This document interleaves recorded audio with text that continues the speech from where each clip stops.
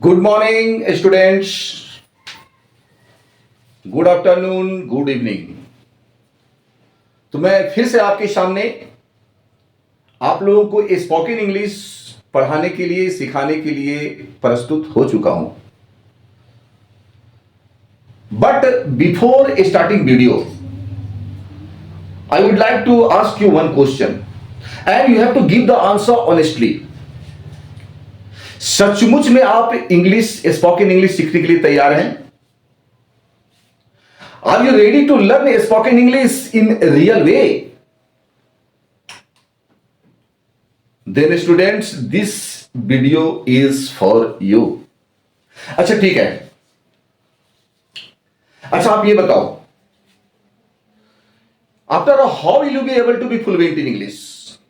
What is the secret of spoken English? देखिए एक बात मैं आपको बताना चाहता हूं। मान लिया जाए कोई भी एनी पर्सन, एनी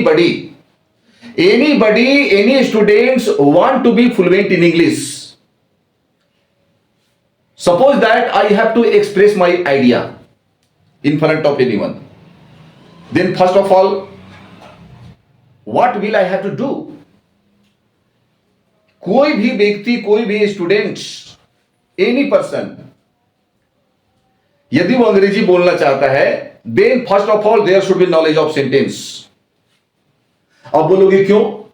क्योंकि जब आप सेंटेंस बोलेंगे, if you want to express your thoughts in front of anyone, if you want to express your idea in front of anyone, then definitely you will have to speak in sentence. Otherwise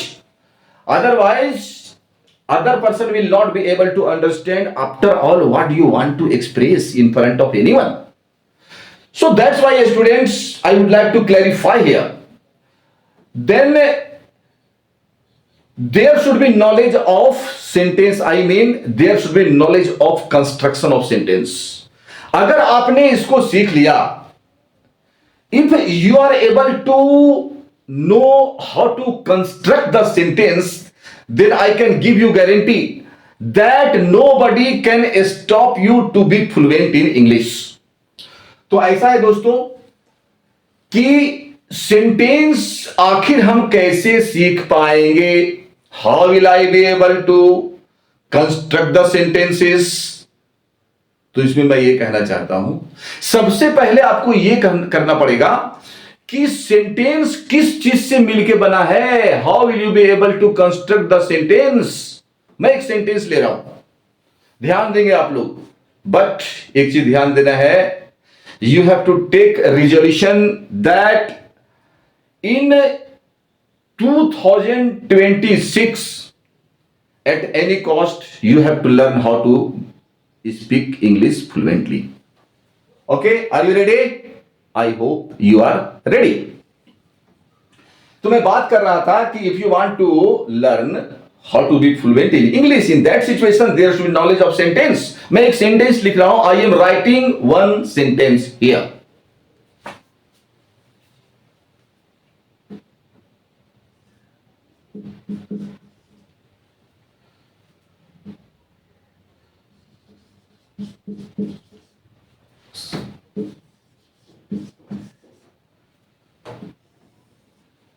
Sita makes food. ध्यान दीजिए, pay attention. I have taken one sentence. Clear? अब इसमें देखना है हमको कि ये sentence आखिर है तो ये किस चीज से मिलके बना है। पहले तो इसको हमको ध्यान देना होगा कि if you want to write any sentence और if you want to speak any sentence, तो आखिर ये मिलके कैसे बना है? First of all, Sita. What is Sita? Makes. What is makes? Food. What is food? मैं इतना कहना चाहता हूं कि जिस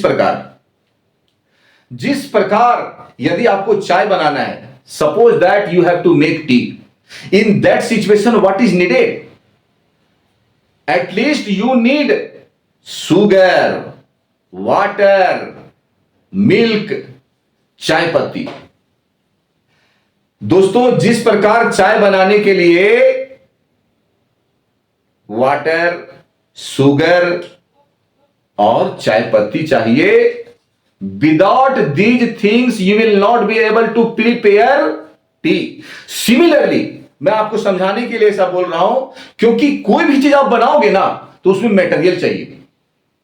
यू विल हैव टू, मान लिया जाए आपको चाय बनाना है, 3 तरह का मटेरियल चाहिए। भैया सेंटेंस बनाना है तो उसमें भी कुछ ना कुछ चाहिए। क्या चाहिए? देखिए क्या चाहिए। First of all you need subject. मैं यहां पर लिखा हूं SUB, but you have to understand it, subject. तो ये है आपका सब्जेक्ट, यानी सीता सब्जेक्ट है। Mix, what is mix? This is verb. Food, what is food? Food आपका है ऑब्जेक्टिव पार्ट भी बोल सकते हो आप, और इसे ऑब्जेक्ट आप बोल सकते हो, क्योंकि this is single word, so directly you can say this is object, but you have to keep in your mind after when you write any long sentence, in that situation automatically you will have to understand in your mind that you have to clearly, I would like to tell you that that is objective part. Objective part clear? इसका मतलब है कि यदि आप कोई sentence लिखना चाहते हैं तो एटलीस्ट यू नीड 3 थिंग्स। आपको केवल 3 चीज चाहिए, केवल नहीं, यानी कि छोटा सेंटेंस लिखना है। बड़ा सेंटेंस लिखने के लिए तो आपको बहुत कुछ चाहिए। जैसे कि मान लीजिए आप चाय बनाना है, एकदम स्टैंडर्ड टाइप का चाय बनाना चाहते हैं, तो भैया उसमें बहुत कुछ चाहिए, इलायची चाहिए, दूध चाहिए, वगैरह वगैरह बहुत कुछ चाहिए। सिमिलरली आप लंबा सेंटेंस लिखना चाहते हैं, if you want to write long sentence, in that situation different parts of speech you can use, but this time I am making understand you. After all, mostly what is needed to construct any sentence? तो कम से कम आपको 3 चीज चाहिए। एक चीज मैं बताना चाह रहा हूं, मान लीजिए कोई सिंपल चाय पीना चाहता है, तो सिंपल चाय पीने के लिए कम से कम 3 चीज, at least there should be 3 things, and that is water, sugar and chai पत्ती। सिंपल।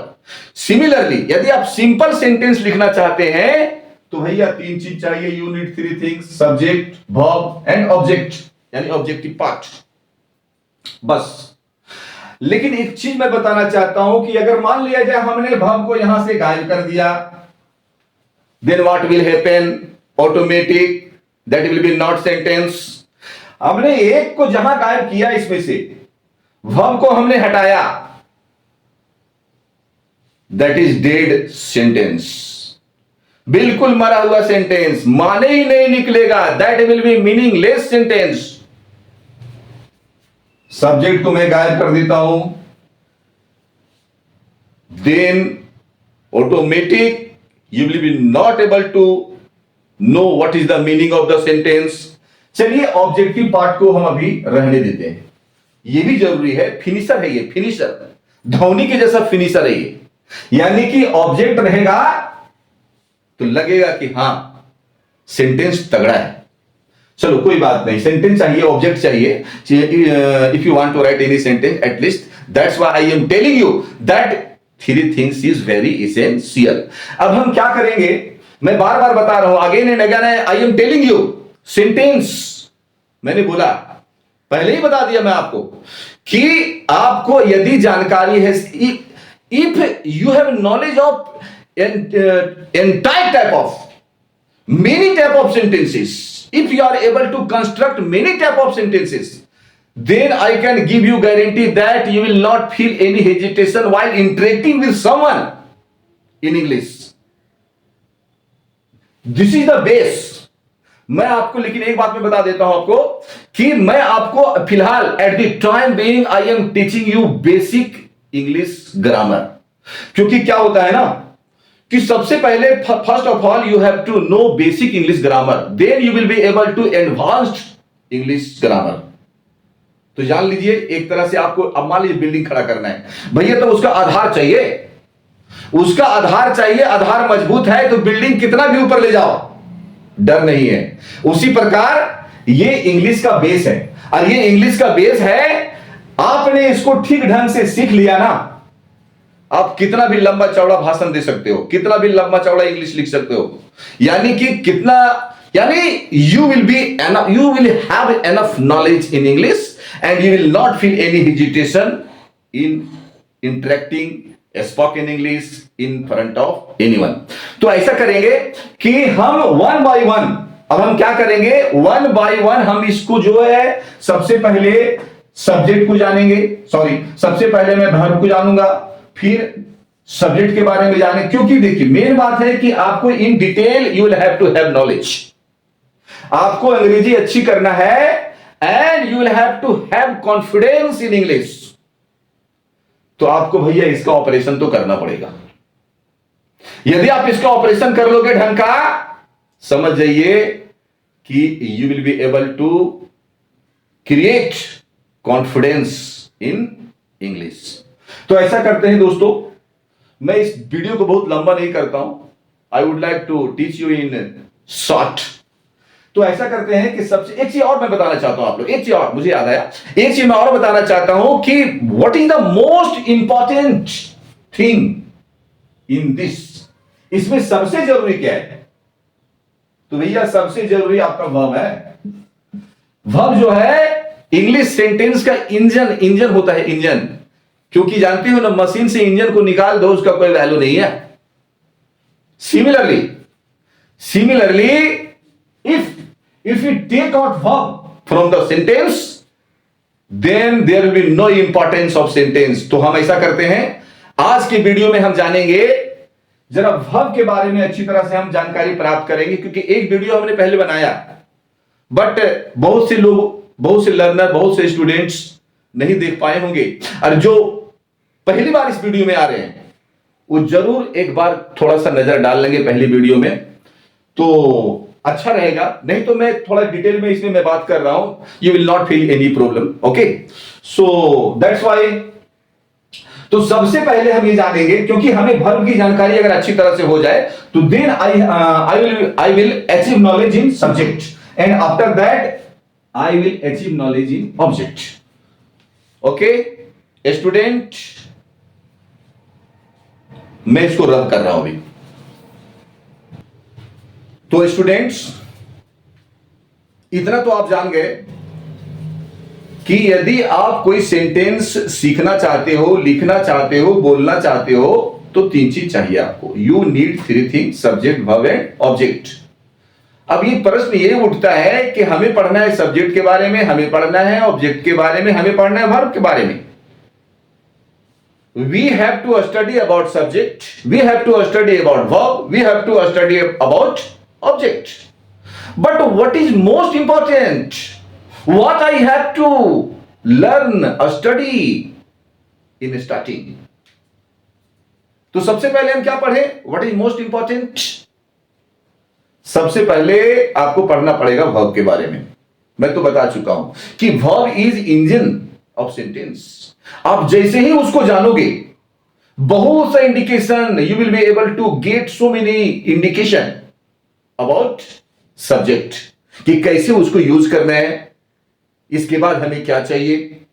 तो वर्ब को थोड़ा सा हम ठीक है समझ लेते हैं। Okay, then you will be able to understand about subject easily.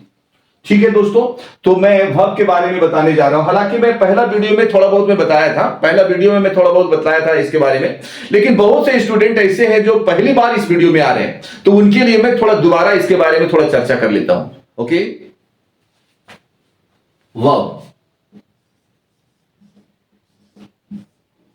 बस in short you have to know that verb, there are two types of verb. दिमाग में रखना है कि आपको वर्ब दो ही प्रकार के होते हैं, हालांकि होते हैं, लेकिन at least easily if you want to understand about verb, then this time you have to keep in your mind there are two types of verb. दो प्रकार के वर्ब होते हैं, आपको दिमाग में रखना है।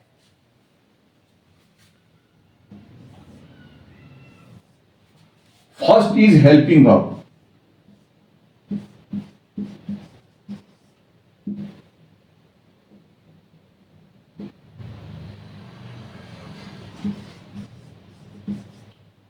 First is helping verb, Hindi में इसे कहते हैं सहायक क्रिया।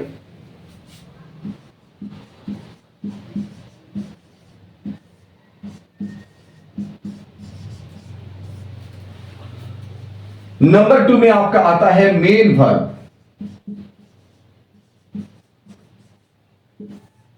क्लियर? हिंदी में इसे कहा जाता है मुख्य क्रिया।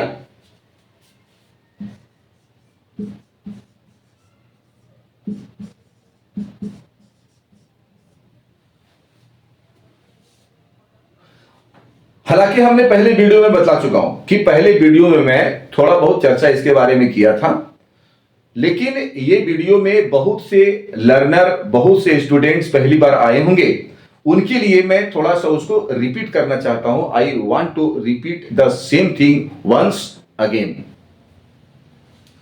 अब इसमें हेल्पिंग वर्ब, शॉर्ट में मैं ये बताना चाहता हूं कि हेल्पिंग वर्ब क्या है। ये हेल्पिंग का मतलब होता है सहायता करने वाला। किसको सहायता करेगा? ये हेल्पिंग वर्ब है, ये सहायता करने वाला वर्ब है। किसको वो सहायता करेगा? तो ये मेन वर्ब को सहायता करेगा।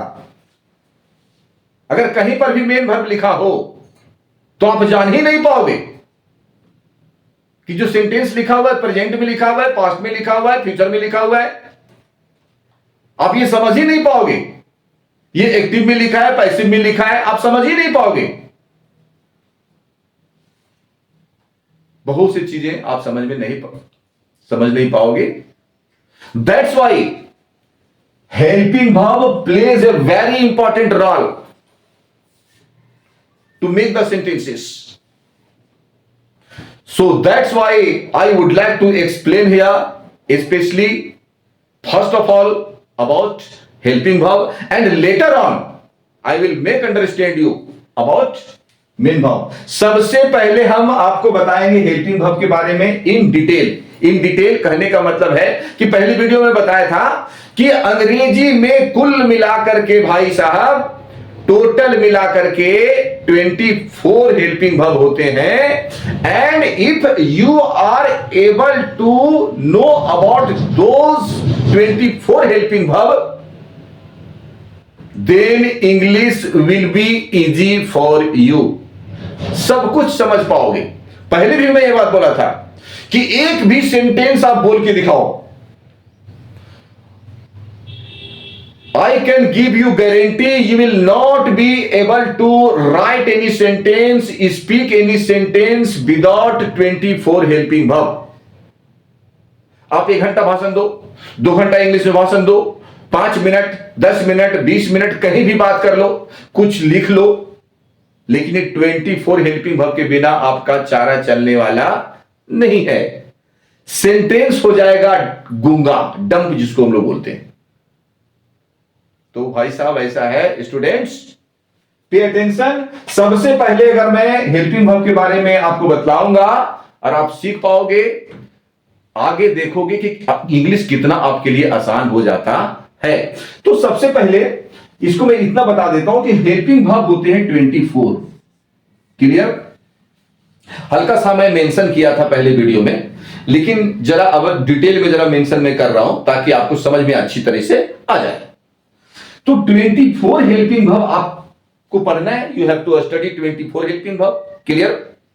सेकेंड थिंग आप बोलोगे sir main verb. Main verb के बारे में थोड़ा सा मैं बोलना चाहता हूं in Hindi. Suppose that you have to identify the main verb, then how will you be able to identify the main verb? Hindi में बताता हूं आपको। हिंदी में you will be able to understand easily identify the main verb. जैसे कोई word ले लो आप हिंदी में, कोई वर्ड ले लो आप हिंदी में, जैसे खाना, लास्ट में क्या है? ना। पीना, लास्ट में क्या है? ना। देखना, लास्ट में क्या है? ना। यानी कि यदि आप हिंदी वर्ड के अंत में ना पाते हो, then definitely that word is main verb. If you get in the end of the word, Hindi word, ना, that is definitely main verb. जैसे मैं यहां लिख देता हूं, हल्का सा मैं लिख देता हूं, यहां देखो आप, जैसे खाना, क्या है ये? देखिए लास्ट में क्या है? ना। तो ये हो गया आपका मेन वर्ब। रोना, लास्ट में क्या है? ना। पीना, लास्ट में क्या है? ना। Then I will tell you about it in detail later on. लेकिन दिमाग में आप सोचते होंगे कि हल्का सा जान ले इसके बारे में, इसीलिए मैंने बता दिया कि जिस हिंदी वर्ड के अंत में आपको ना मिलेगा, आपको you have to understand that is main verb. Clear? But before this I would like to tell you about first of all helping verb. Clear? मैं रब कर रहा हूं।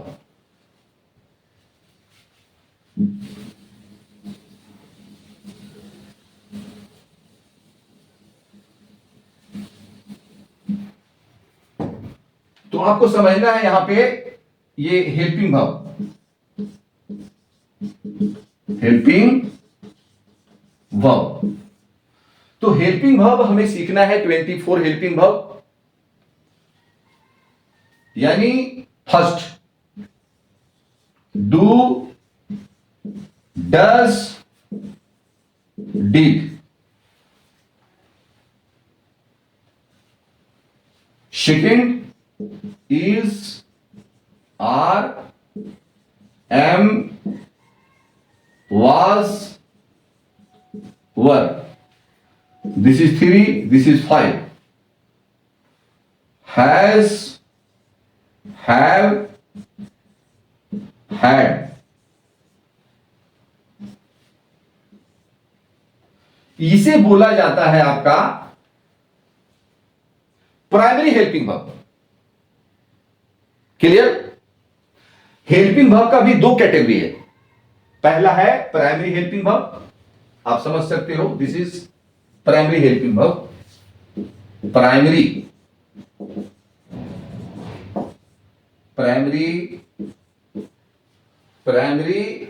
Helping verb. क्लियर? और उसके बाद जो आता है आपका मॉडल, ये आ जाएगा model helping verb. Shall, will, shall, will, मैं यहां से लिखता हूं। Clear? Shall, will, should, would, can, could, may, might. आप देख लो। क्लियर? ये टोटल हो गए आपके कितना? 19, 19, 1 2 3 4 5 6 7 8 9 10 11 12 13 14 15 16 17 18 19। यस, 19 हो गए। अब लास्ट में आपका यहां पर मैं लिख देता हूं, इसमें और भी बचा हुआ है 24 हमें लिखना है। तो ये हो जाएगा आपका need, must, dare, ought to,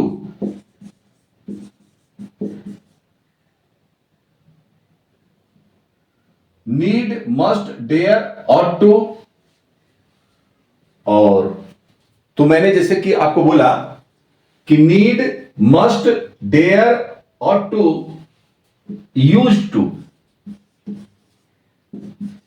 अब आप देख लो कि टोटल मिलाकर के आपके सामने 24 हेल्पिंग वर्ब आ गए हैं। तो दोस्तों, यदि आप ये 24 हेल्पिंग वर्ब का यूज समझ लेते हो तो आपका बेस तैयार हो जाएगा। And like this you will be able to achieve basic knowledge of grammar. यहां से स्टार्ट होता है। मेन बात है कि आखिर हम, बहुत से टीचर कहते हैं कि कहां से हम ग्रामर स्टार्ट करें या कुछ भी, तो हम समझते हैं कि यदि आप यहां से बेसिक इंग्लिश ग्रामर स्टार्ट करते हो तो आपको आगे पढ़ने में, समझने में दिलचस्पी भी आएगी। You will take interest in reading and understanding. एक चीज मैं आपको बताना चाहता हूं कि यदि आप फसल उगाना चाहते हो तो पहले तो आपको जमीन को बनाना होगा। आप बिना जमीन को बनाए हुए बीज को फेंक दो, कितना हाइब्रिड, कितना कीमती बीज फेंक दो, जमीन में डाल दो, वो होने वाला नहीं है, अच्छा फसल नहीं होगा। उसी प्रकार ये जो मैं आपको बतला रहा हूं, ये आपका जमीन बन रहा है, और इस तरह से आगे आप जो भी पढ़ोगे you will be able to understand properly, बहुत अच्छी तरीके से समझ में आएगा। तो लर्नर स्टूडेंट्स, इस वीडियो में मैं यहीं तक रखता हूं, और फिर से हम आपको मिलेंगे अगले वीडियो में। तब तक के लिए टिल देन, थैंक यू।